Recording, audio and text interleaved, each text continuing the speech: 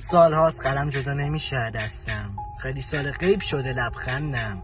چجوری برم تو رابطه وقتی رابطه ها تشکیل میشن از شهوت، مخافصت میشن، همشون چرت میگن، خاطره ها میمونن، آدم ها قید میشن. عشق معنایی نداره وقتی به خاطر رفع نیاز جنسی عاشق میشن. آره تا تهش تنهایی پسرک، در تعجبم سرپایی پسرک. میخوام دورامو تنهایی بزنم، تنهایی بیفتم، تنهایی بپرم.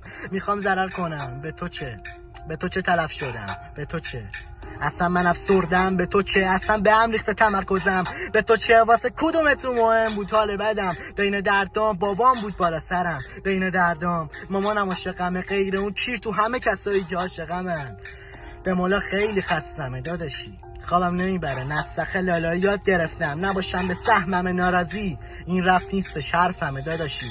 آره تا تهش تنهایی پسرک، در تعجبم سرپایی پسرک. میخوام دورامو تنهایی بزنم، تنهایی بیفتم، تنهایی بپرم. بگو کم منو اذیت کنن، با مرام طرف خودم ندیدن کلن.